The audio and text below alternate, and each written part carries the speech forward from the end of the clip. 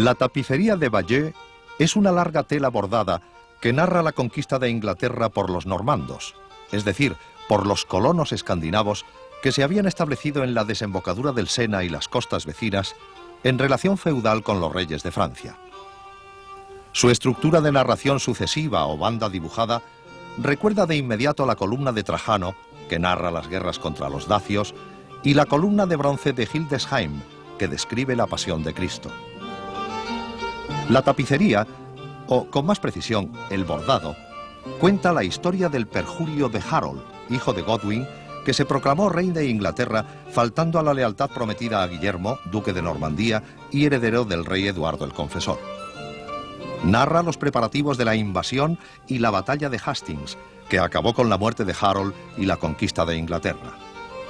Esta, en el año 1066, fue la última ocasión en que un ejército continental logró poner pie en la isla. Felipe II, Napoleón y Hitler fracasaron en intentos posteriores. La tela de casi 70 metros de larga hoy, pues le falta algún trozo al final, fue encargada por Odo, obispo de Bayeux y hermano de Guillermo, al que acompañó en la conquista y que disfrutó de poderes casi virreinales. Probablemente fue realizada en algún monasterio del sur de Inglaterra. Ejemplo claro de arte de propaganda, parece que estaba destinada a ser expuesta, quizá colgada de los pilares de las catedrales y explicada al pueblo, que conocería así la legitimidad del poder de Guillermo y sus sucesores. El hecho de que tanto el rey como los barones normandos poseyeran tierras a ambos lados del canal, por lo que el rey de Inglaterra debía homenaje feudal al de Francia por sus posesiones continentales, constituyó quizá la más infortunada consecuencia de la conquista de Inglaterra por un duque de Normandía. El conflicto que generó se prolongó durante siglos y solo terminó con la Guerra de los 100 años. De otro lado, la conquista enlazó a Inglaterra con los asuntos del continente y la cultura común de los países latinos del Mediterráneo, arrancándola a la influencia del norte escandinavo, en cuya órbita había girado hasta entonces.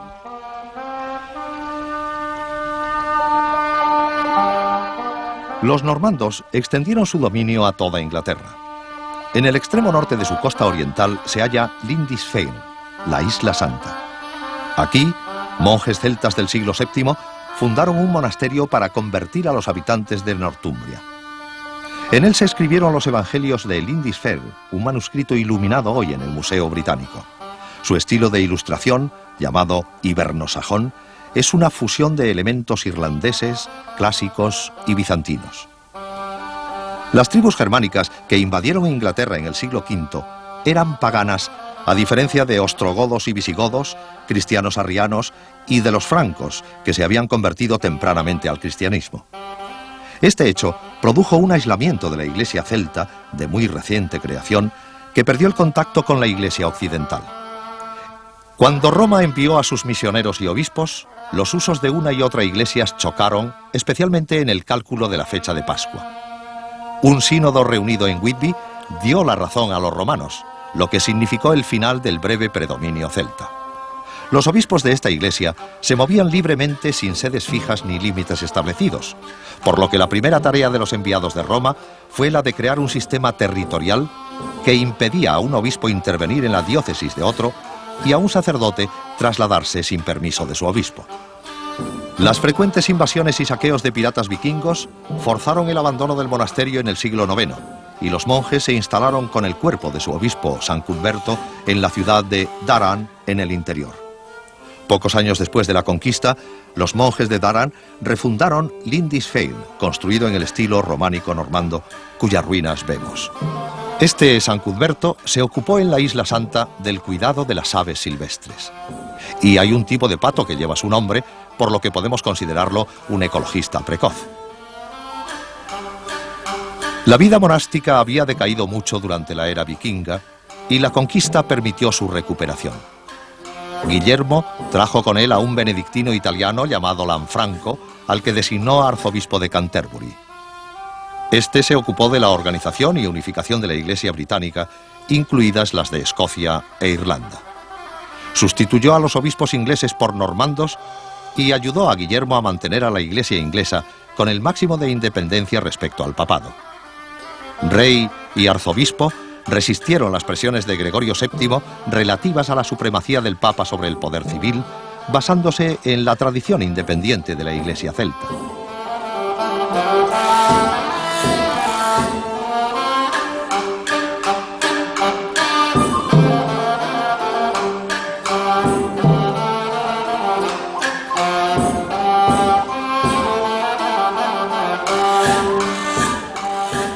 No lejos de Lindisfarne, en la región escocesa de la frontera, está la abadía de Kelso, fundada por el rey David I en el siglo XII. Este David era el sexto hijo del rey Malcolm, que depuso y mató a Macbeth, como nos contó Shakespeare tan bellamente, aunque no precisara los detalles exactos. David facilitó el establecimiento en Escocia de familias anglo-normandas, a las que concedió tierras por sus servicios. Entre ellas se hallaban los Bruce y los Stuart, que darían reyes a Escocia e Inglaterra. Kelso fue una de las más poderosas abadías de Escocia, pero su situación en tierras fronterizas la hizo objeto de frecuentes incursiones inglesas. Una de ellas, en tiempos de Enrique VIII, la arruinó definitivamente.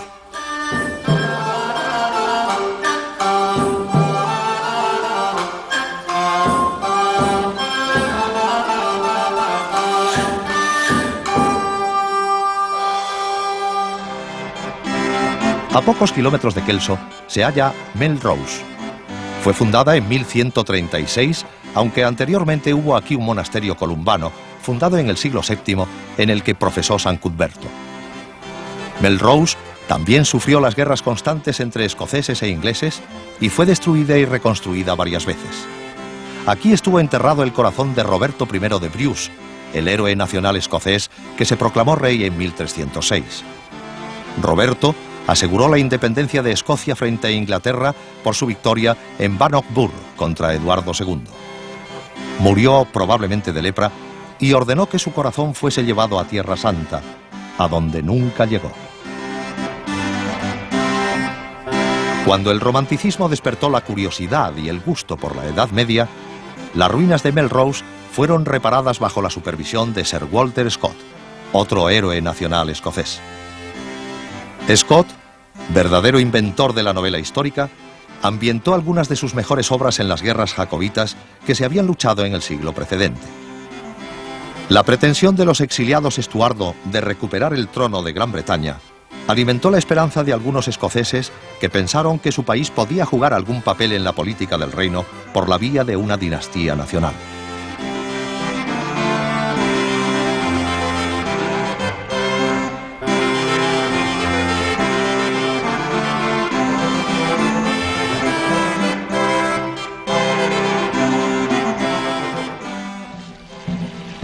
El cuerpo de San Cuthberto, después de más de un siglo de traslados, fue depositado en Durham. Esta ciudadela, rodeada por un cerrado meandro del río Wear, con su catedral fortaleza y su castillo normando, se convirtió en un importante centro de peregrinación sin perjuicio de su función defensiva en las guerras fronterizas. Mitad templo de Dios, mitad castillo contra el escocés, como resumió Walter Scott. Guillermo II el Rojo, hijo del conquistador, concedió al obispo de Durham poderes palatinos, es decir, reales, lo que suponía poder para acuñar moneda, imponer tasas, crear sus propios varones y armar ejércitos. Esta condición de príncipe-obispo, común en el Sacro Imperio, fue excepcional en Inglaterra, y sus privilegios, aunque disminuidos, se prolongaron hasta los tiempos de la reina Victoria. Una buena prueba del tradicionalismo inglés y su tendencia a conservar lo que existe mientras no se demuestre nocivo. Cuando Cromwell, en tiempos de la República, derrotó a los escoceses en Dunbar, encerró en la catedral a 4.000 prisioneros con el previsible resultado para el edificio.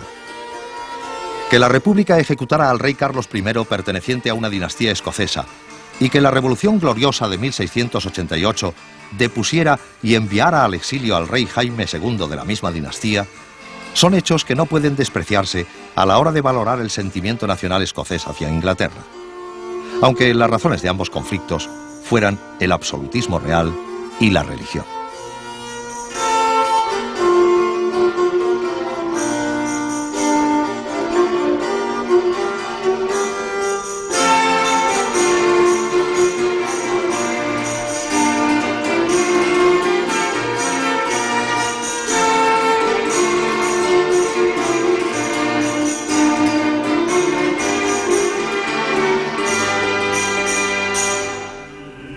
En la catedral de Durham se usó, quizá por primera vez, la bóveda de nervadura que causaría la revolución gótica. Las gigantescas columnas del románico normando se adornaban con bandas metálicas incrustadas.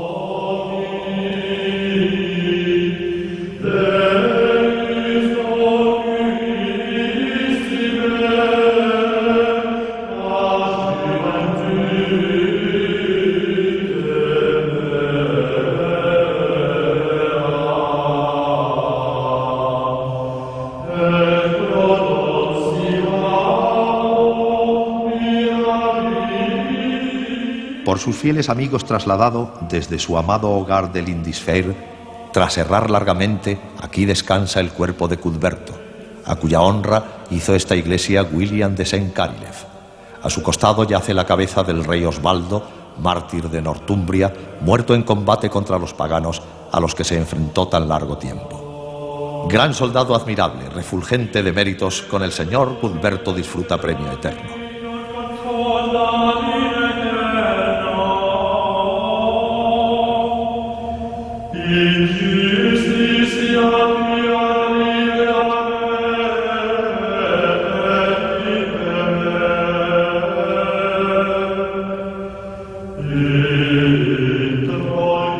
Oswald vivió en el siglo VII. Introdujo a los misioneros celtas en su reino e impuso su autoridad sobre los pueblos del sur de Inglaterra, según nos cuenta Beda el Venerable, que también está enterrado aquí. Beda fue un monje que escribió sobre teología, historia y cronología. Contó la vida de San Cuthberto en verso y prosa y nos legó la historia eclesiástica Gentis Anglorum, que es una fuente imprescindible para el conocimiento de la Inglaterra anglosajona.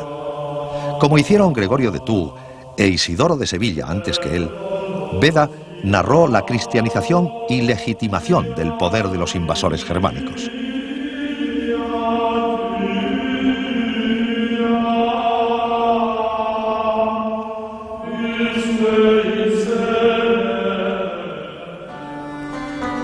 El primer monasterio fundado en el norte después de la conquista fue el de Selby, uno de los pocos que sobrevivió a la Reforma como iglesia parroquial. La orden de Enrique VIII de confiscación de los monasterios levantó en el norte la peregrinación de gracia, que fue reprimida colgando, arrastrando o descuartizando a sus participantes, siendo los más afortunados simplemente decapitados. Se ha dicho que los normandos tuvieron en la historia de Europa una importancia excesiva para su número. Los hermanos d'Hauteville, que crearon el reino normando de Sicilia, eran 12, sin contar seguidores, claro. Los normandos de Sicilia demostraron una capacidad de adaptación no menor que la de sus antecesores en la desembocadura del Sena. Habían llegado al sur de Italia como buscadores de fortuna en una época en la que Bizancio y el Sacro Imperio se disputaban su dominio y el papado trataba de crear una Italia unificada bajo la tiara.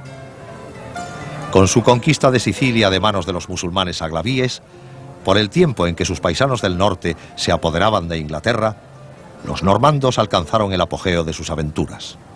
El primer rey de Sicilia fue Roger II, el ordinal es de conde, hijo del más joven de los d'Hauteville. Él hizo construir esta capilla palatina, cuya síntesis de elementos bizantinos y árabes refleja muy bien el carácter cosmopolita de la Sicilia de su tiempo. El pasado musulmán reciente y la tradición greco-bizantina hicieron de la isla el único lugar de Europa donde el árabe y el griego, los idiomas de cultura del presente y el pasado, podían ser estudiados simultáneamente. En una época de cruzadas, cismas y herejías, Roger reinó sobre una población de musulmanes, griegos ortodoxos y cristianos latinos sin conflictos religiosos. Se abstuvo de participar en la Segunda Cruzada, que se organizó durante su reinado, quizá por razones de coherencia política.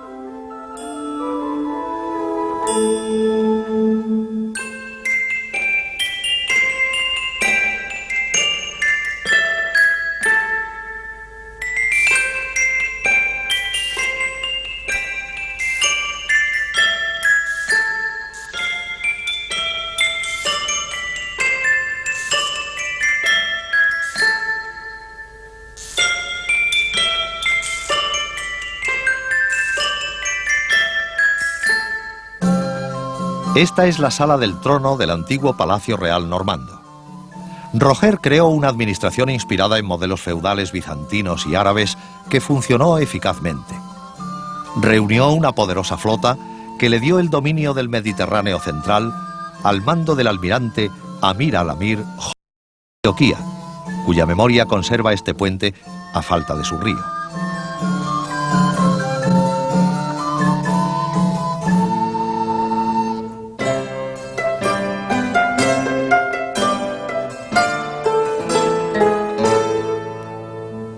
Él erigió Santa María del Almirante, más conocida por la Martorana, donde le vemos postrado en adoración.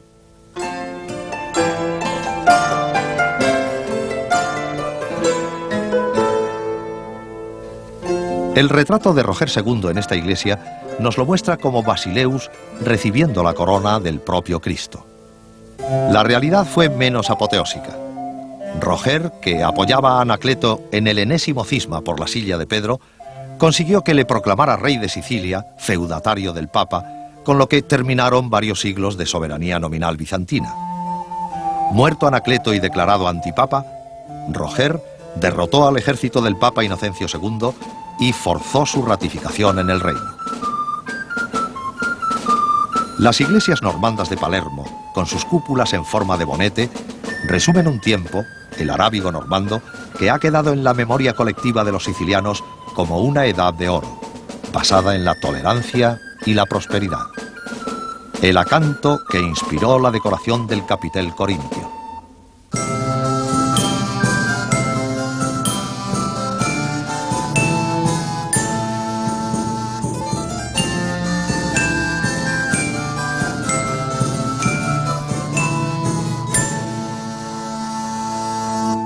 La Catedral de Palermo se construyó en el reinado de Guillermo II el Bueno, nieto de Roger y último rey normando de Sicilia.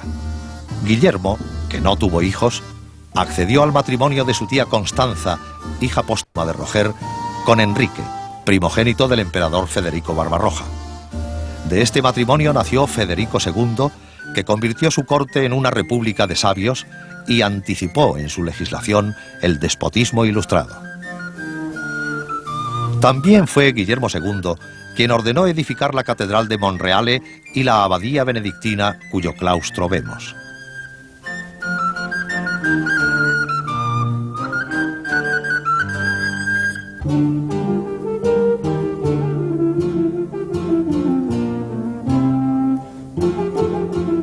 El ángulo con la fuente evoca más la Alhambra de Granada que un monasterio. Las arcadas árabes están sostenidas por columnas geminadas de mármol, muchas de ellas decoradas con mosaicos.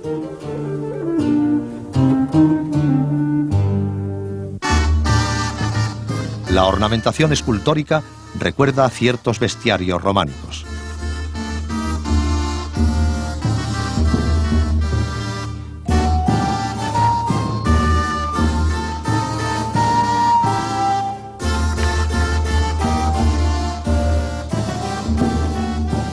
En los capiteles, todos diferentes entre sí, los asuntos religiosos se mezclan con los profanos.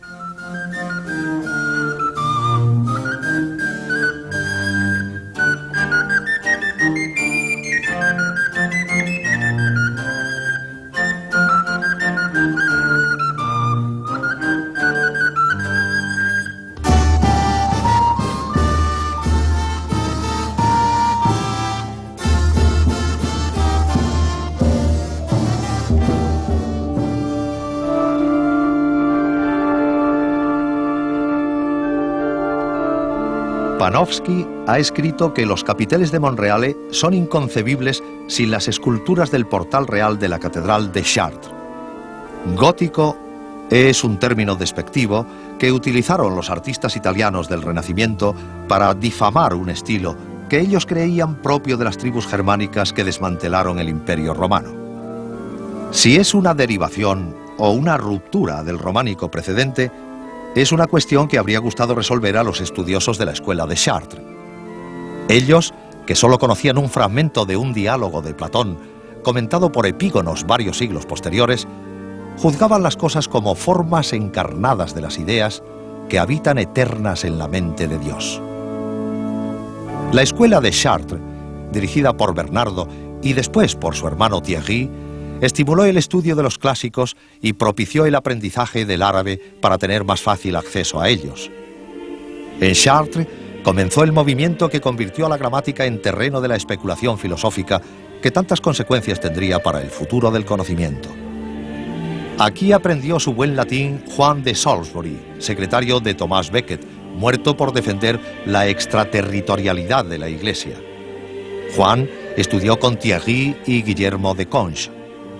En los últimos años de su vida fue obispo de Chartres, en un sorprendente regreso a los lugares de su juventud, después de una larga carrera de funcionario eclesiástico en su Inglaterra natal.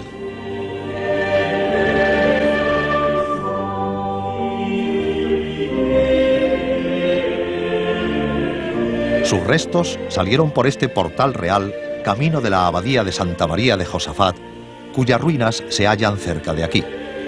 El portal real y las torres son los únicos restos de la catedral incendiada en 1194.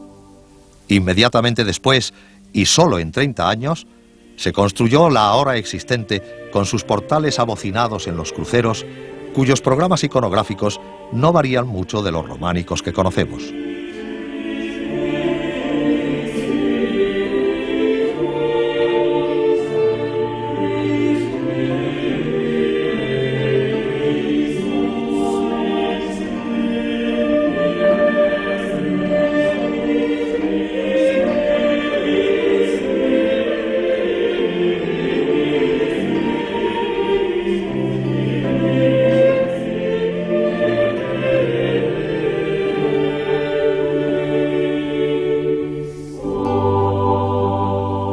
Los grandes contrafuertes que sostienen los muros de las naves laterales y los arbotantes que aguantan los de la nave central cambian la solidez románica por la levedad gótica, las formas que pesan por las formas que vuelan, para decirlo con el eficaz léxico dorsiano.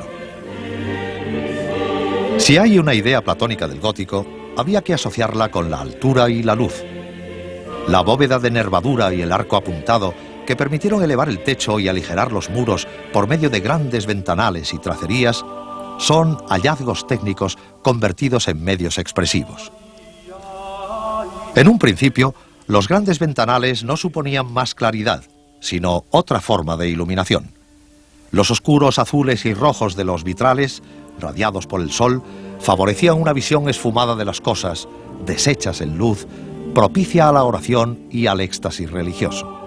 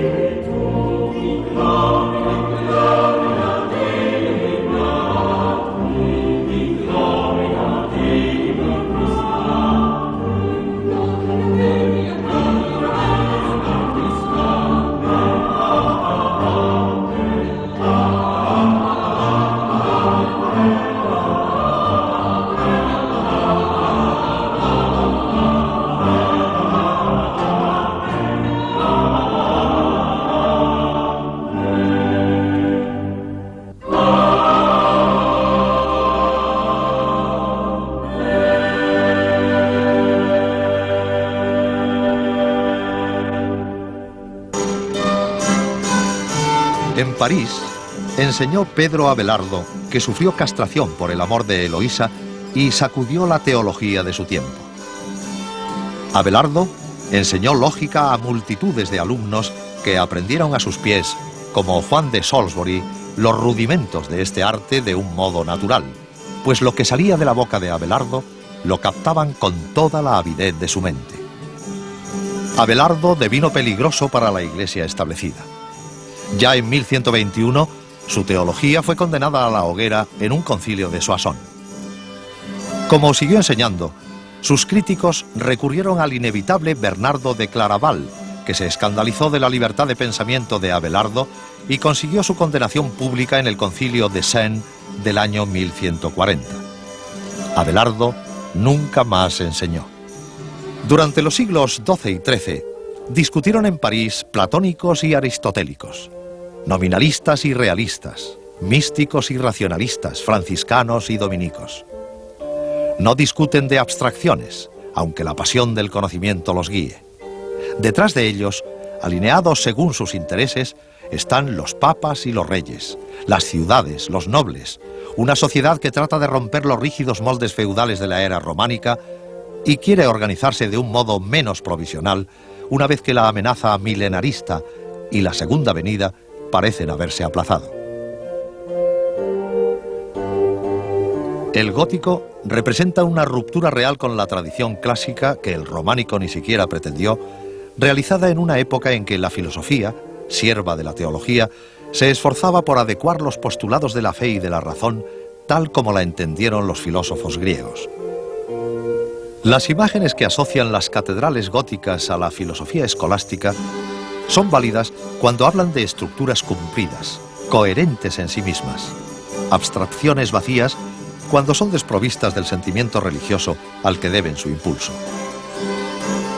Fue en las escuelas catedralicias de Chartres y París, donde se preparaba a los futuros sacerdotes, pero abiertas a otros estudiantes, donde el llamado Renacimiento del siglo XII tuvo su origen. Y no es despreciable el hecho de que fuese en el dominio real de la isla de Francia y en la Champaña vecina, donde el estilo gótico tuvo su origen. Por primera vez en la historia de Europa, el foco de creación cultural se sitúa lejos del Mediterráneo, con una fortaleza que ahora parece definitiva. A la revancha de ese desplazamiento la llamamos Renacimiento.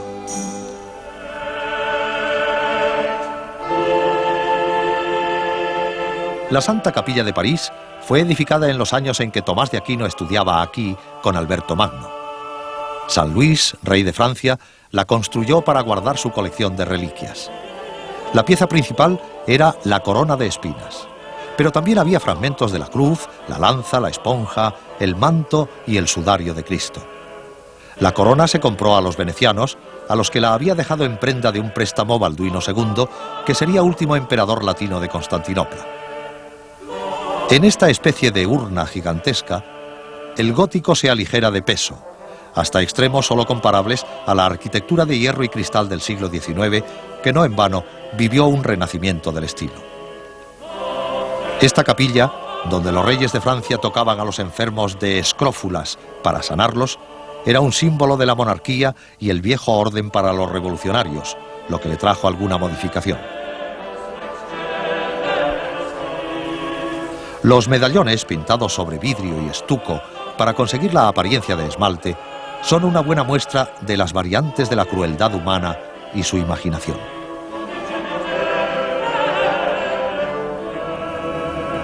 El estilo gótico irradió a toda Europa occidental, con la excepción relativa de Italia.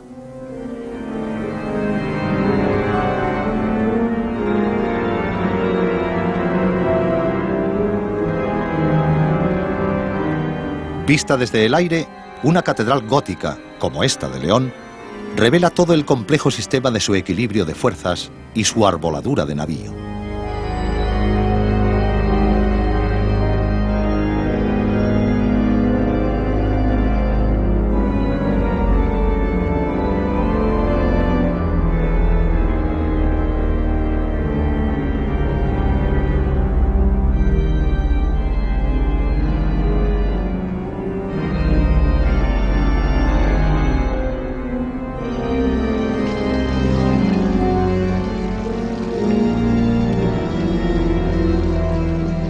Colonia empezó a construir su catedral en la segunda mitad del siglo XIII para sustituir a la destruida por un incendio, destino frecuente de las iglesias románicas con techo de madera. Estuvo en construcción hasta 1560, en que las obras fueron interrumpidas.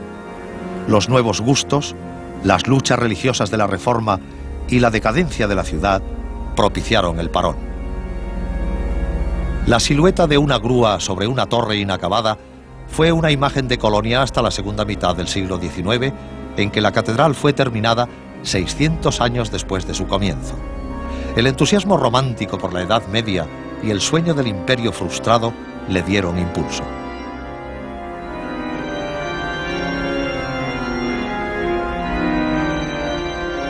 Cuando fue consagrada en 1880 en presencia del emperador Guillermo I, era el edificio más alto del mundo.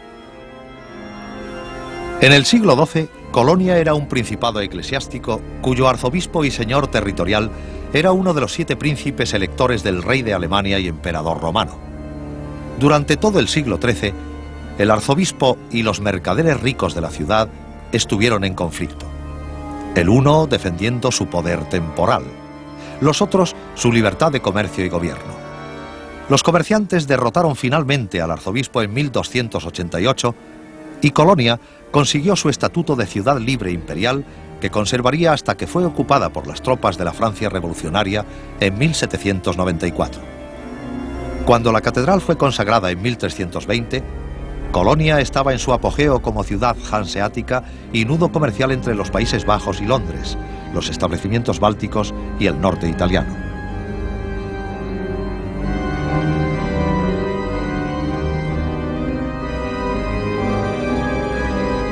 Este relicario, que ocupa el lugar central de la catedral, guarda los restos de los Reyes Magos. Fueron traídos aquí desde Milán como un regalo del emperador Federico Barbarroja a su canciller imperial y arzobispo de Colonia, Reinaldo de Dassel. El arca fue diseñada por Nicolás de Verdún y realizada por él y sus discípulos. Su tratamiento del plegado de los paños y el movimiento de las figuras representa una nueva etapa en el camino del realismo escultórico, lejana del hieratismo del portal de Chartres.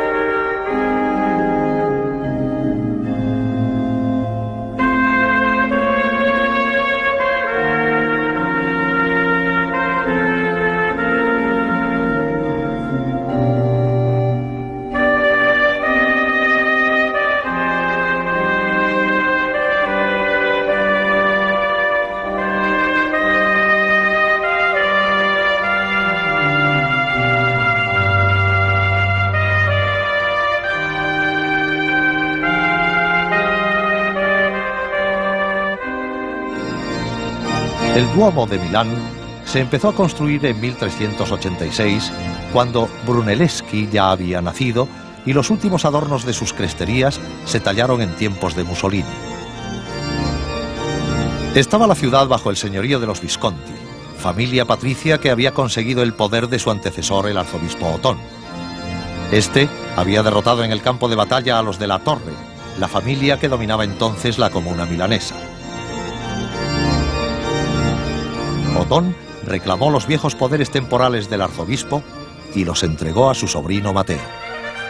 Los Visconti encabezaron la facción gibelina de la ciudad y extendieron su dominio a las más importantes ciudades del norte italiano. Habían conseguido el título de vicario imperial, es decir, representante del imperio en Italia, lo que despertó las iras del Papa de Aviñón, que reclamaba el poder sobre la península en ausencia del emperador. Juan XXII excomulgó a Mateo, puso a Milán bajo interdicto y predicó una cruzada contra los Visconti. Pero los tiempos habían cambiado. Los Visconti siguieron siendo señores de Milán durante más de un siglo, hasta que los Sforza trajeron el despotismo, la prosperidad y el renacimiento.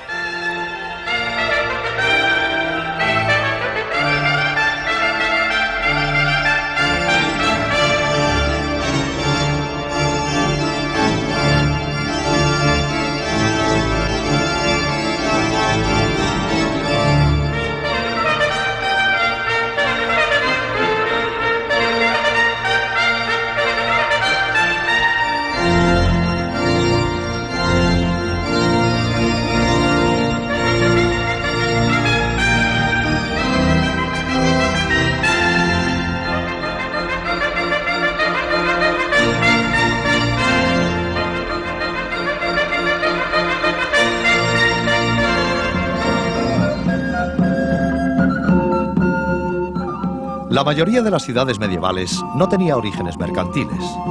Era más frecuente la agrupación en un recinto amurallado alrededor de un castillo. Un vulgo. El sufijo permanece en toda la toponimia europea occidental. Otra forma fue la reunión alrededor de la residencia del obispo, obligado a permanecer en la vieja civitas romana, que pasó a ser sinónimo de sede episcopal en el término francés cité. La cité de Carcassonne tiene muchos siglos detrás.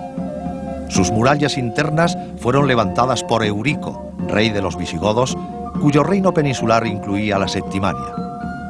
Durante varios siglos, Francia fue el territorio al norte del Loira. La Aquitania inglesa y la Provenza del imperio flanqueaban el Languedoc, bajo soberanía feudal de los condes de Toulouse. La propagación por estas tierras de la herejía de los cátaros o puros, una doctrina dualista con conexiones orientales, y la presunta lenidad de los condes de Toulouse en su represión, dieron al enérgico Inocencio III el motivo para lanzar una cruzada. Fue la primera contra cristianos. El rey de Francia no participó, pero autorizó a sus caballeros a tomar la cruz. La guerra enfrentó a los nobles franceses y la Iglesia de un lado, y las ciudades y la nobleza occitanas, herejes o no, del otro. La batalla decisiva se dio en Mireux en 1213. El cruzado Simón de Montfort derrotó a Raimundo, conde de Toulouse, y a su cuñado Pedro II, rey de Aragón, que murió allí. San Luis hizo de Carcassona una fortaleza defensiva en la frontera del reino de Aragón. Cuando Próspero Mérimée fue inspector nacional de monumentos, encargó a Viollet-le-Duc la reparación de Carcassona, lo que éste hizo con notable entusiasmo, poniendo toques de color medieval donde los constructores no habían estado a la altura de su tiempo. En la cruzada albigense se amplió Francia y murió algo que podría haberse llamado Occitania. Nadie puede saber si hay que alegrarse o entristecerse por ello.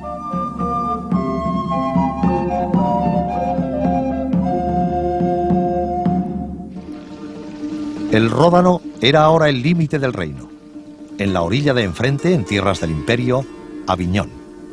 La Provenza era regida entonces por los Anjou, rama segundona de los Capeto, reinantes en París. Aquí trajo su corte el Papa francés Clemente V, alentado por el rey de Francia, y razonablemente harto de la ingobernabilidad de Roma.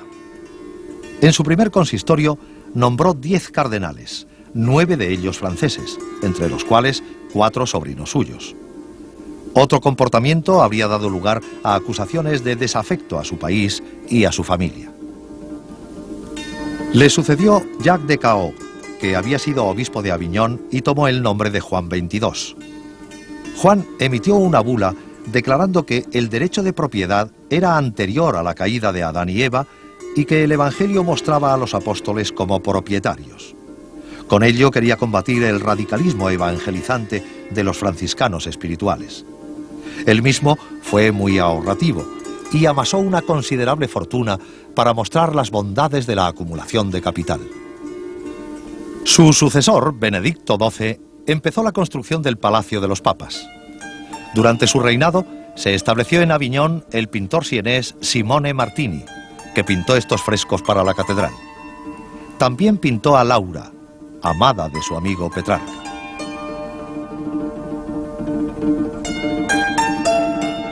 Martini es el más elegante de los pintores del siglo XIV y su influencia sobre el gótico internacional mayor que la de cualquier otro.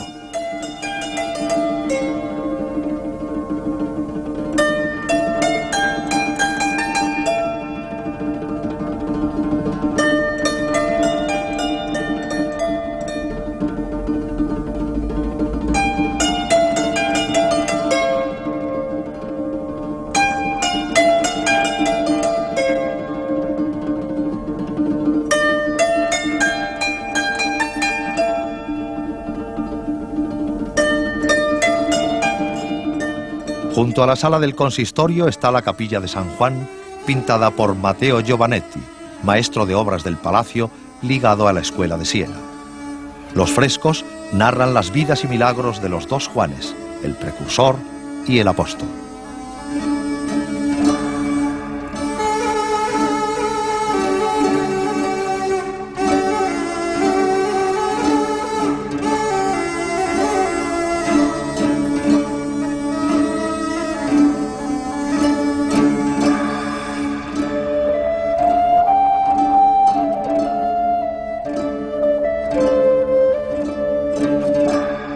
Giovanetti reunió un equipo cosmopolita de artistas que decoró el palacio. Este es el dormitorio del Papa y esta la Cámara del Ciervo, gabinete de trabajo de Clemente VI, amante de banquetes y fiestas, que declaró que sus predecesores no habían sabido vivir como papas. Durante la peste negra, Clemente protegió a los judíos que fueron acusados de provocarla.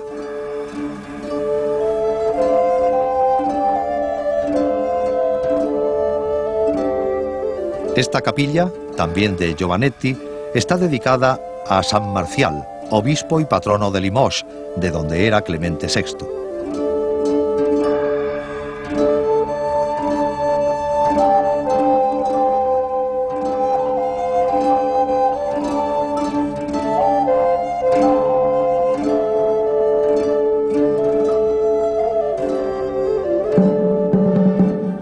En el Petit Palais, que fue residencia de los obispos de Aviñón y es ahora museo, se pueden ver estas hermosas cabezas de Simone Martini y una serie de cuadros de los siglos XIV y XV que nos muestran que la transición del naturalismo gótico al renacentista no fue tan brusca como podía parecer en lo que a la pintura se refiere.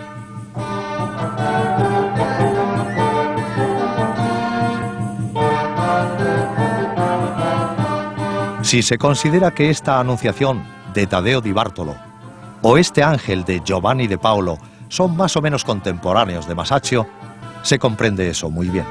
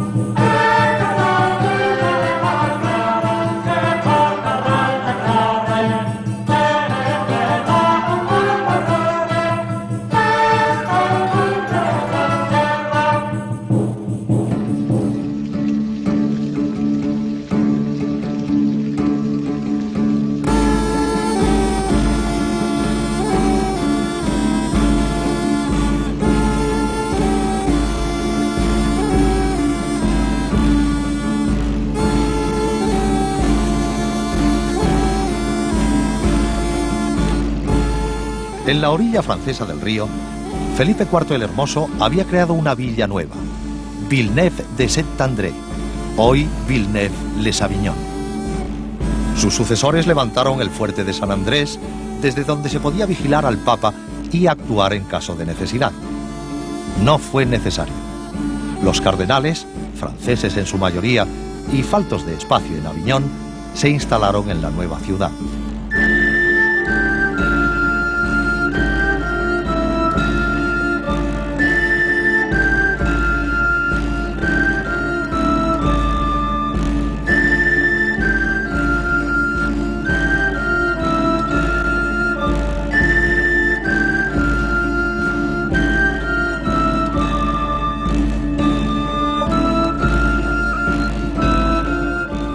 Inocencio VI fundó en su palacio cardenalicio de Villeneuve la Cartuja del Valle de la Bendición, quizá en agradecimiento al general de los cartujos, Dom Jean de Viguel, que rechazó la tiara que le ofreció el cónclave.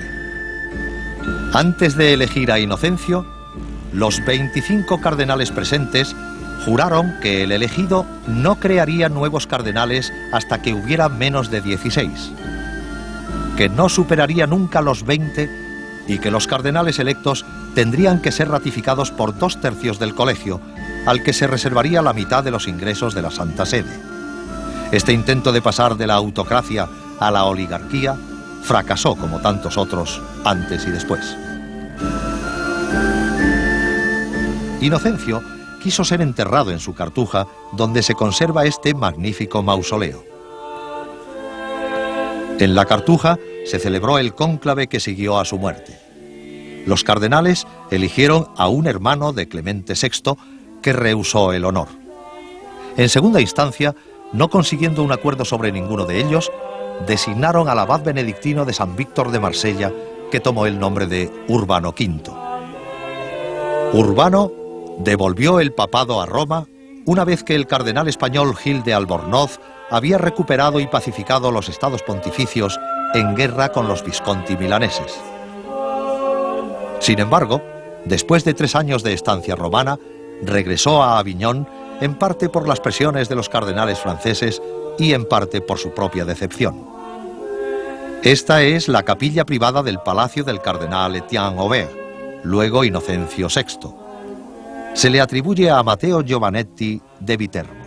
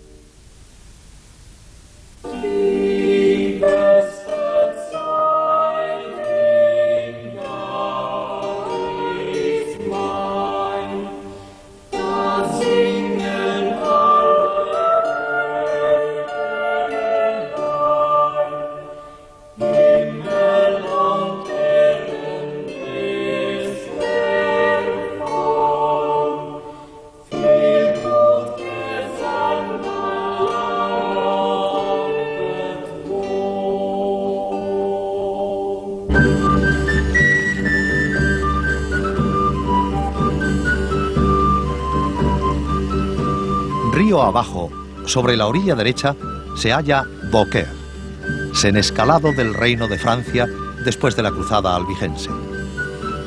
Enfrente, Tarascón, fortaleza provenzal.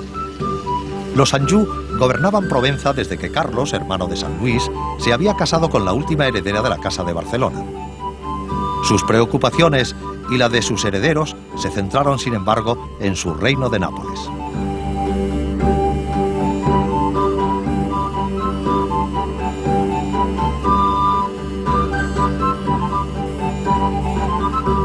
La reina Juana I, última Anjou de Nápoles, vendió a Aviñón al Papa y adoptó como heredero a su lejano pariente Luis, duque de Anjou.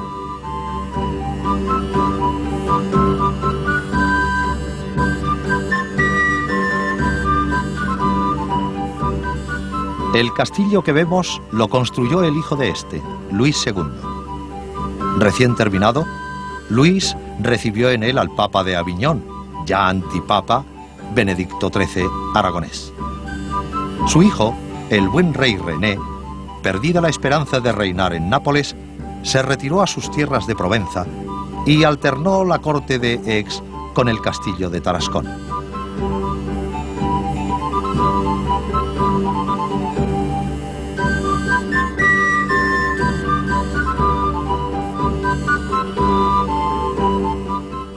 A su muerte y la de su heredero, la Provenza pasó a su pariente Luis XI, rey de Francia.